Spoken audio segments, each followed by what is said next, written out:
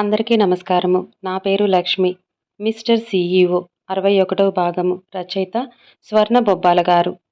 మానస్ని సురేష్ని కొడుతూ ఉన్న క్రిష్ను ఆపటానికి ట్రై చేశాడు జగదీష్. జగదీష్ వైపు కోపంగా చూశాడు క్రిష్. నేను వాడిని ఆపుతున్నది నా కొడుకు అని ప్రేమతో కాదు. వాళ్ళకి ఏమన్నా జరిగితే నువ్వు జీవితాంతం జైల్లో ఉండాలి. ఆ అమ్మాయికి ఇంక నువ్వు కాకుండా వేరే ఎవరూ లేరు. ఆ అమ్మాయి గురించి ఒకసారి ఆలోచించు. వాడి సంగతి పోలీసులు చూసుకుంటారు. నువ్వు వదిలే అని చెప్పి క్రిష్ను పట్టుకొని పక్కకు లాగటానికి ట్రై చేశాడు జగదీష్. అయినా క్రిష్ ఒక ఇంచు కూడా జరగలేదు. అలాగే మానస్ సురేష్లను కొడుతూ ఉన్నాడు. అప్పుడే పోలీసులు అక్కడికి వచ్చి క్రిష్, మానస్, సురేష్లను కొట్టకుండా ఆపి వీళ్లను మేం చూసుకుంటాము, మీరు ఒకసారి స్టేషన్కి వచ్చి కంప్లైంట్ ఇవ్వండి అని చెప్పి ఇద్దరిని తీసుకొని వెళ్ళిపోయారు.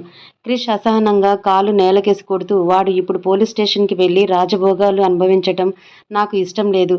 వాడు నా రాధని ఏదో చేయాలని చూశాడు. అలాంటి వాడు బ్రతికుండడానికి అర్హుడు కాదు. పోలీసులకు ఎందుకు ఇన్ఫర్మేషన్ ఇచ్చారు అని అరిచాడు గట్టిగా. ఎంత ట్రై చేసినా రాధ కాన్షియస్లోకి రాకపోవడంతో ప్రసన్న కారులో నుండి పరిగెత్తుకుంటూ క్రిష్ దగ్గరికి వచ్చి, రాధ ఎంత ట్రై చేసినా లేవటం లేదు. మనం తనని అర్జెంటుగా హాస్పిటల్కి తీసుకొని వెళ్ళాలి అని అంది. క్రిష్ ఒక్క క్షణం కూడా ఆలస్యం చేయకుండా వెంటనే రాధను ఆ కారులో నుండి దింపి తన కారులో ఎక్కించుకొని ఫాస్ట్గా హాస్పిటల్కి వెళ్ళాడు. వెనకాల అందరూ వెళ్ళిపోయారు. జగదీష్ మాత్రం జమునని తీసుకొని ఇంటికి వెళ్ళిపోయాడు. తనని ఇంటి దగ్గర వదిలేసి, నువ్వు ఇంట్లో నుండి కాలు బయటకు పెడితే నా విశ్వరూపం చూస్తావు. నీ కొడుకు ఏం మంచి పనులు చేయలేదు మనం వాడికి సపోర్ట్ చేయటానికి. నువ్వు బుద్ధిగా ఇంట్లో ఉండు అని సీరియస్గా వార్నింగ్ ఇచ్చి జగదీష్ కూడా హాస్పిటల్కి వెళ్ళాడు. అప్పటికి రాధని హాస్పిటల్కి తీసుకొని వెళ్ళారు. తన సిచ్యువేషన్ చూసి ఎమర్జెన్సీ వార్డులోకి తీసుకొని వెళ్ళారు. తనకి అన్ని టెస్టులు చేసి తనకి ఏం మత్తు ఇచ్చారో తెలియకపోవటంతో తనని ట్రీట్ చేయడం కష్టం, కానీ ఎలాగైనా సరే ఏదో ఒకటి చేసి తను నార్మల్ అవడానికి ట్రై చేస్తాము. మీరేమీ కంగారు పడకండి అని చెప్పారు డాక్టర్. ప్లీజ్ సార్, వీలైనంత త్వరగా తను మళ్ళీ నాతో మాట్లాడాలి.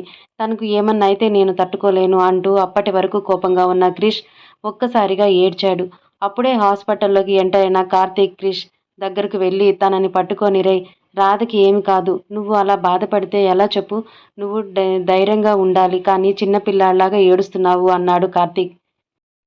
రే, నాకు ఎవరైతే ఎక్కువగా ఇష్టమో వాళ్ళందరూ నా నుండి దూరం అయిపోతున్నారు.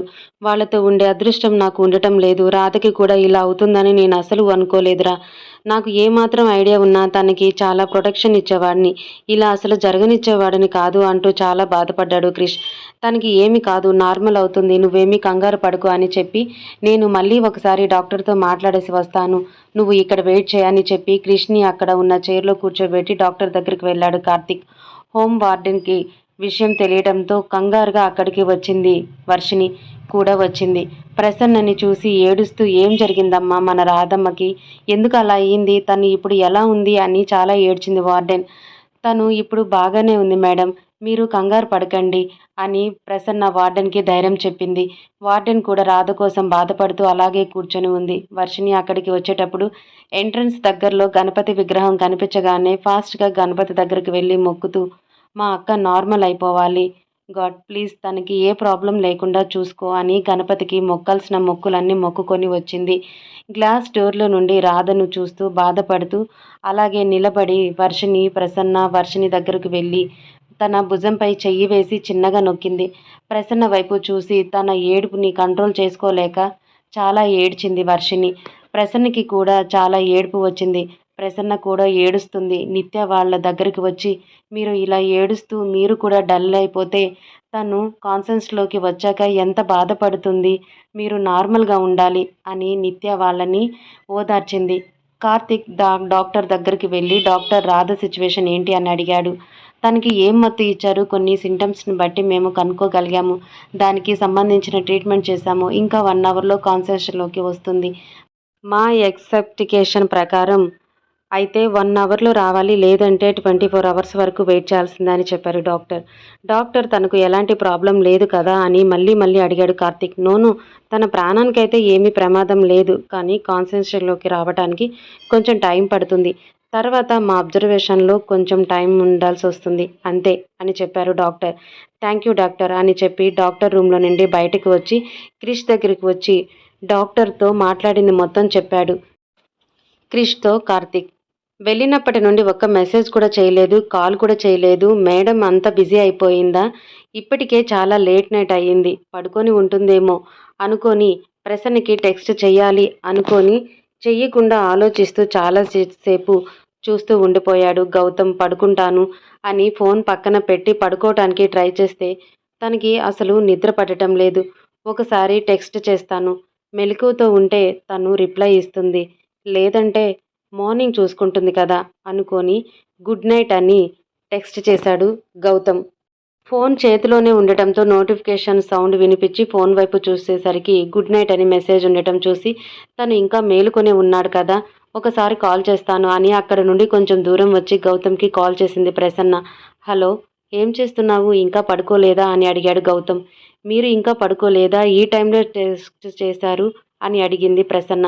నిద్ర రావట్లేదు, కళ్ళు మూసుకుంటే నువ్వే గుర్తొస్తున్నావు. నువ్వేమో వెళ్ళినప్పటి నుండి అట్లీస్ట్ టెక్స్ట్ కూడా చేయలేదు అని అన్నాడు గౌతమ్.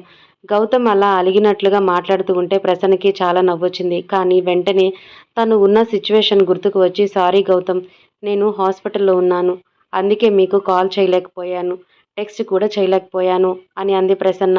అప్పటి వరకు చాలా హ్యాపీగా ఉన్న గౌతమ్కి చాలా కంగారుగా అనిపించింది. ఏం జరిగింది, హాస్పిటల్లో ఎందుకు ఉన్నావు, నువ్వు నువ్వు ఏ హాస్పిటల్లో ఉన్నావు చెప్పు, నేను వెంటనే వస్తాను అని అడిగాడు. జరిగింది మొత్తం చెప్పింది ప్రసన్న. ఒక రకంగా తన లవ్ సక్సెస్ కావటానికి రాధనే కారణమని, రాధ పైన చాలా గౌరవం ఉంది గౌతమ్కి. రాధకి అలా జరిగింది అనగానే ఇంకా ఇంట్లో ఉండలేకపోయాడు. వెంటనే ఫోన్ మాట్లాడుతూనే వాలెట్ బైక్ తీసుకొని హాస్పిటల్కి స్టార్ట్ అయ్యాడు. టీ షర్ట్ షార్ట్లో ఉన్నాడు తను. తనతో మాట్లాడుతూ ఉంటే గాలి సౌండ్ వినిపిస్తూ ఉండటంతో ఎక్కడున్నావు గౌతమ్ అని అడిగింది ప్రసన్న. హాస్పిటల్కి వస్తున్నాను, 20 మినిట్స్లో రీచ్ అవుతాను అన్నాడు గౌతమ్. అయ్యో, ఈ నైట్ టైంలో మీకెందుకు శ్రమ, మార్నింగ్ వస్తే అయిపోయేది కదా అంది ప్రసన్న. అనుకున్న వాళ్ళు ప్రాబ్లంలో ఉంటే మనం ప్రశాంతంగా ఎలా ఉండగలం అన్నాడు గౌతమ్. సరే, జాగ్రత్తగా రండి అని చెప్పి కాల్ కట్ చేసింది ప్రసన్న. క్రిష్ బాధగా ఉంటే జగదీష్ అది చూసి తట్టుకోలేకపోతున్నాడు. కనీసం తనని ఓదార్చడానికి దగ్గరికి వెళ్తే తను ఎలా తీసుకుంటాడో అని భయపడుతూ చాలాసేపు దూరంగానే ఉన్నాడు. ఇక తను ఎక్కువసేపు క్రిష్ని అలా చూస్తూ ఉండలేక ఫాస్ట్గా క్రిష్ దగ్గరికి వెళ్ళి క్రిష్ని హక్ చేసుకున్నాడు జగదీష్. అలా హక్ చేసుకోవటం క్రిష్కే నచ్చలేదు.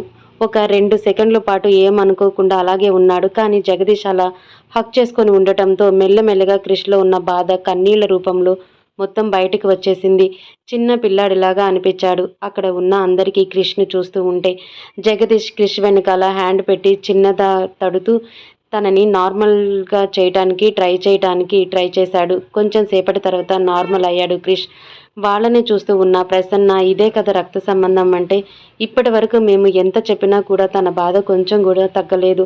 అఫ్కోర్స్ ఇప్పటికీ కూడా కొంచెం కూడా తగ్గలేదనుకో, కానీ కొంచెం రిలీఫ్ అయితే అయ్యాడు అనుకుంది ప్రసన్న. కార్తీక్ వాళ్ళని చూసి వీళ్ళిద్దరూ ఎప్పుడు ఇలాగే ఉంటే బాగుండు, వీళ్ళిద్దరిని ఇలా చూస్తుంటే నాకు చాలా సంతోషంగా ఉంది. కొన్ని కష్టాలు కూడా తర్వాత వచ్చే సంతోషాల కోసమే ఏమో అనుకున్నాడు కార్తీక్. అందరూ వాళ్ళిద్దరి వైపు అలా చూస్తూ సంతోషంగా ఫీల్ అవుతూ ఉన్న టైంలో గౌతమ్ అక్కడికి వచ్చాడు. గౌతమ్ దగ్గరికి వెళ్ళింది. ఏంటి సిచ్యువేషన్, డాక్టర్ ఏమన్నారు అని అడిగాడు. డాక్టర్ ఏమన్నారో చెప్పింది ప్రసన్న. గౌతమ్ ఆ టైంలో అక్కడికి రావటం ఆశ్చర్యంగా చూశాడు కార్తీక్. క్రిష్ అవేమీ పట్టించుకునే స్థితిలో లేడు. గౌతమ్ నువ్వు ఆశ్చర్యంగా చూస్తుంటే గౌతమ్ దగ్గరికి వెళ్ళి, హలో బాస్, మీరు ఈ టైంలో ఇక్కడ అని ఆశ్చర్యంగా అడిగాడు కార్తీక్. గౌతమ్కి ఏం చెప్పాలో అర్థం అవ్వలేదు. ప్రసన్న కార్తీక్ వెళ్ళి తను నాకు కాల్ చేస్తే నేనే ఇక్కడ ఉన్నానని చెప్తే రాధని చూడటానికి అని ఇక్కడికి వచ్చాడని చెప్పింది ప్రసన్న. అప్పటికి వాళ్ళిద్దరి మధ్య ఫ్రెండ్షిప్కి మించిన ఏదో ఉంటే బాగుంటుంది అని డౌట్ ఉన్న అందరికీ అప్పుడు అర్థమైపోయింది. వాళ్ళిద్దరూ ఫ్రెండ్స్ మాత్రమే కాదు, అంతకన్నా ఎక్కువ అని.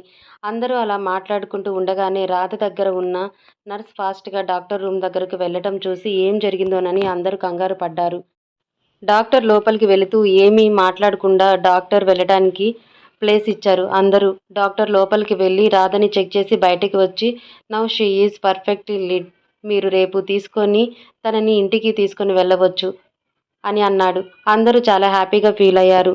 అందరూ పెద్ద పెద్ద వాళ్ళే అవ్వడంతో హాస్పిటల్లో అంతమంది ఉండటానికి ఏ అబ్జెక్షన్ చెప్పలేదు ఎవరూ కూడా. కానీ వాళ్ళ వల్ల మిగతా పేషెంట్స్కి ఇబ్బంది కలుగుతుంది అని అనుకొని కార్తీక్ అందరినీ వెళ్ళమని చెప్పాడు.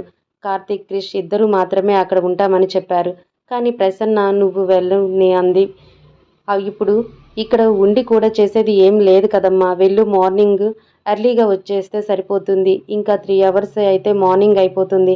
అప్పుడు వచ్చేసే అని ప్రసన్నకి నచ్చజెప్పి పంపించారు. ఈ టైంలో ఫ్లాట్లో నువ్వు ఒక్కదానివి ఉండటం కరెక్ట్ కాదు. నాతో పాటు హోమ్కి వచ్చేయని అంది వార్డెన్. ఇంటికి వెళ్దాం పద అన్నాడు గౌతమ్.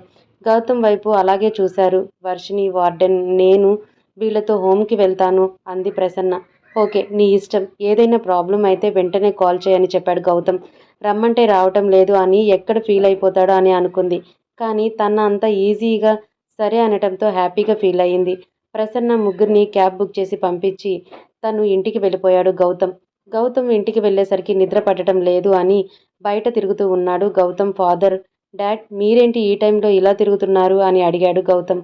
గౌతమ్ని చూసి ఆశ్చర్యపోయాడు గౌతమ్ ఫాదర్. నువ్వు ఈ టైంలో ఇంటికి వచ్చావేంటి అని అడిగాడు గౌతమ్. ఫాదర్కి జరిగింది మొత్తం చెప్పాడు గౌతమ్. అయ్యో అవునా, సరే, రేపు మీ మమ్మీ నేను కూడా వస్తాము, అందరం వెళ్ళి ఒకసారి చూసి వద్దాము అన్నాడు గౌతమ్ ఫాదర్. ఓకే డాడీ, మీరు పడుకోండి. ఈ టైంలో ఇలా నిద్ర లేకుండా తిరగడం మీ హెల్త్కి ఎంత మంచిది కాదు. రండి లోపలికి అని గౌతమ్ ఫాదర్ని తీసుకొని లోపలికి వెళ్ళాడు గౌతమ్.